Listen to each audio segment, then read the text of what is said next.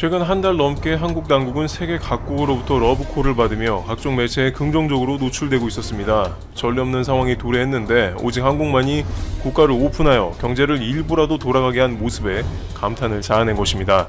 특히 한국의 경제가 제대로 돌아간다는 이 부분은 프랑스와 핀란드에서 직접 컨퍼런스 콜과 화상회의를 요청하며 대한민국 당국과 긴밀한 질의를 주고받으면서 자국의 경제를 앞으로 어떻게 전개할 것인가 고민하는 모습을 보였습니다. 그런데 이러한 한국 극찬이 계속되는 상황에 유럽에서 지금까지의 흐름과는 사뭇 다른 모습도 보이고 있습니다.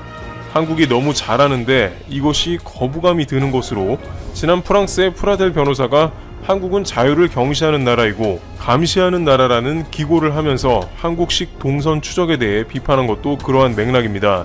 그런데 이것이 프랑스만 그러한 것이 아니라 네덜란드에서 역시 그러한 비판이 속속 등장하고 있다고 전해집니다. 네덜란드 매체 프론탈 락트는 네덜란드 라이덴 대학의 한국학을 가르치는 브레커 교수 인터뷰를 통해서 네덜란드 미디어들이 전 세계적 모범이 되는 한국의 대처를 왜곡하는 것에 대해서 분노한다고 전하고 있습니다. 네덜란드인인 브레커 교수조차 자국 매체에 공분하는 내용은 네덜란드가 한국의 성공 요인을 엉망으로 분석했다는 것입니다. 그는 네덜란드 매체에서 한국 사람들이 순종적인 모습을 보여서 국가가 하라는 대로 지침을 잘 따르는 것은 군부 독재 시절이 길었기 때문에 그것에 길들여져 있어서라는 절대 해서는 안 되는 말이 난무한다고 전하는 것입니다. 한국의 군부 독재 시절은 한국인에게 있어서도 불편한 기억이며 오히려 그것에 맞서 싸운 세력들도 많았습니다. 한마디로 한국에 대해 제대로 알지도 못하면서 느닷없이 독재 치하에 있었던 한국을 갖다 붙인 황당한 분석인 것입니다. 이러한 보도가 나가고 있는 것에 대해서는 아무래도 지금까지 아시아에 대해 저평가를 해왔다가 그들 중에 한국이 너무 상황을 잘 대처하고 있는 것에 대한 일종의 시샘과 같은 평가라고 할 수 있을 것입니다. 실제 유럽연합에서는 지난 2월 초 중국에서 심상치 않은 상황이 전개되자 자신들끼리 긴급회의를 가지면서 유럽은 국가별로 단단히 준비가 되어 있다며 아시아에서의 모습은 유럽에서 결코 발생하지 않을 것으로 잠정적인 결론을 낸 바 있습니다. 그러나 막상 유럽은 현재 가장 심각한 곳 중 하나이고 특히 네덜란드는 사실상 포기한 상태로 그대로 놔두면 집단 가운데 저절로 괜찮아질 것이라는 스웨덴 혹은 영국식 방식으로 현 상황을 대처하고 있어 암울한 상황입니다. 역사적으로 유럽에서 가장 대처를 잘하고 있는 것은 독일인데 독일은 다소 무서울 정도로 한국을 카피했습니다. 한국이 터치 방식으로 지역별 인원을 파악하고 일목요연히 전국 상황을 알 수 있다고 독일에게 노하우를 전수하자 독일 당국은 그 방식을 불과 2주 사이에 그대로 적용해 한국과 같은 방식으로 중앙에서 통제하게끔 진행했습니다. 또한 독일 언론도 한국에 대해서 끊임없이 파고들고 있습니다.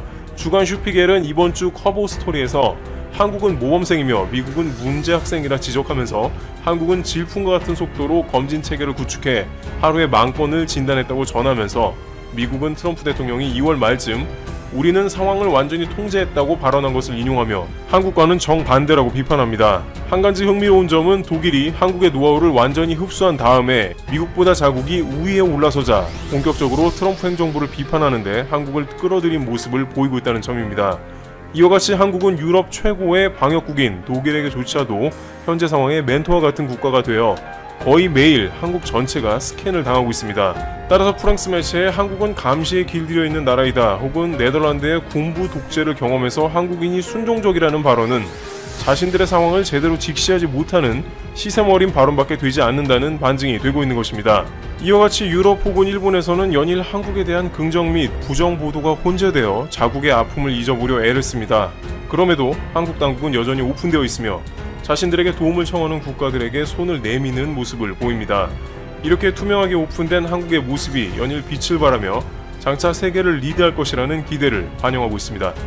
스파이더맨은 미국의 만화가 스탠리와 스티브 디코가 공동 창작한 인물이죠.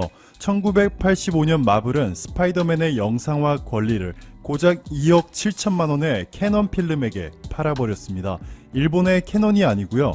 미국 캐논그룹의 영화 제작 계열사 캐논 필름이죠. 이후 캐논 필름은 프랑스 영화사 파테에 매각됐지만 계약서상 캐논 필름의 전 사장이었던 메나헴 골란이라는 인물에게 스파이더맨 판권이 남아있었습니다.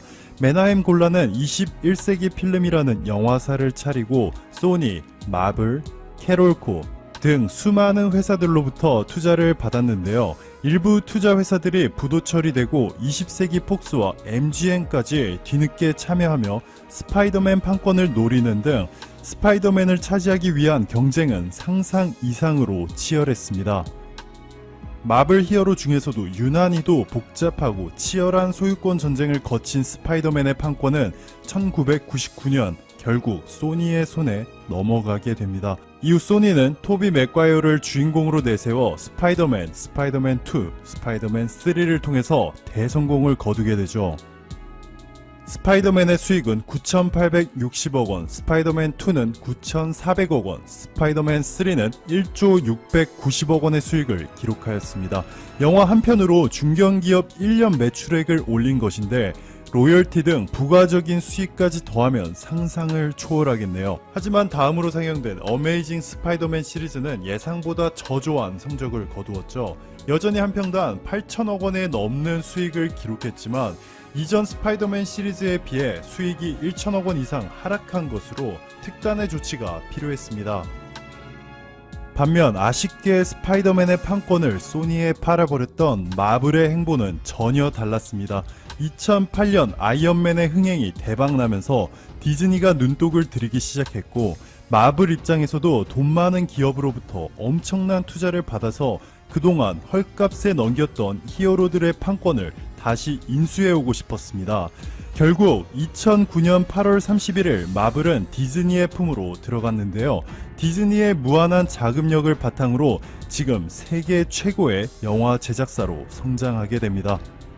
결국에는 2015년 소니가 마블과 스파이더맨 영화를 공동 제작하기로 합의하였고요. 마블의 캡틴 아메리카 시빌 워에 처음으로 스파이더맨이 등장하였습니다. 스파이더맨의 주인공 톰 홀랜드, 그의 인기는 정말 대단했죠. 16살의 나이로 헐리우드 영화제에서 스포트라이트 상을 수상하였고요.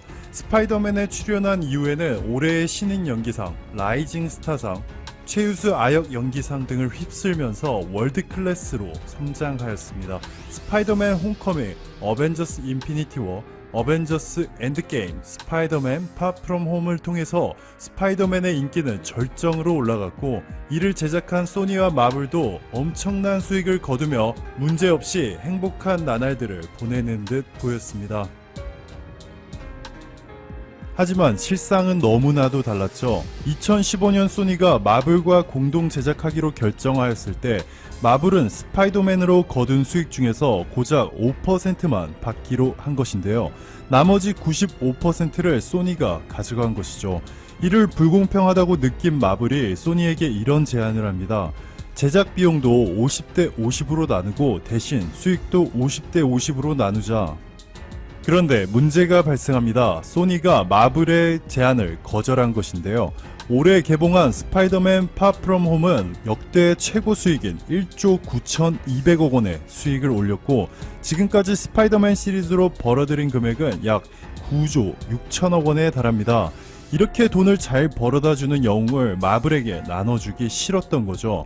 소니와 마블의 스파이더맨 협상이 결렬되자 마블 스튜디오의 수장인 케빈 파이기가 스파이더맨 제작을 더 이상 하지 않을 것이라며 쐐기를 박아버렸습니다. 여기에 스파이더맨의 주인공인 톰 홀랜드가 자신의 공식 인스타그램에서 소니 픽처스를 언팔로우하면서 결별 소식은 더욱더 확실해졌네요. 스파이더맨을 더 이상 마블 시리즈에서 볼 수 없게 되자 전 세계 수많은 팬들은 패닉에 빠졌는데요. 이 글로벌 청원 사이트 change.org에 스파이더맨을 디즈니와 마블에 돌려달라 라는 청원이 올라왔고요. 이미 10만 명에 달하는 지지자들이 이 청원을 지지하고 있습니다. 가장 인기 있는 의견들을 보시면 디즈니와 마블이 아니었다면 스파이더맨 영화는 아직도 완전 허접했을 것, 아무도 소니가 스파이더맨의 판권을 소유하기 원치 않는다 등 소니에 대해 매우 부정적인 의견들이 많았습니다. CNN은 소니와 마블의 협상이 결렬된 후 팬들이 혼란을 겪고 있다고 전했고요. 영국의 일간지 인디펜던트는 마블의 팬들이 소니를 보이콧한다며 마블 팬들이 받은 충격들을 전했습니다. 게임 전문 소식통인 듀얼쇼커스는 스파이더맨이 마블을 떠나자 팬들이 소니의 플레이스테이션을 팔아버릴 것이라며 전세계 마블 팬들의 소니 플레이스테이션 보이콧 움직임을 보도하였습니다. 여기서 가장 눈에 띄는 트윗은 소니가 스파이더맨을 죽였다. 나는 더 이상 플레이스테이션 4를 사용하지 않고 대신 엑스박스를 살 것이라며 소니에게 실망감을 전했습니다. 사실 소니는 지금 당장 마블에게 빌고 마블이 제시한 조건대로 계약을 해야 하는 상황이죠.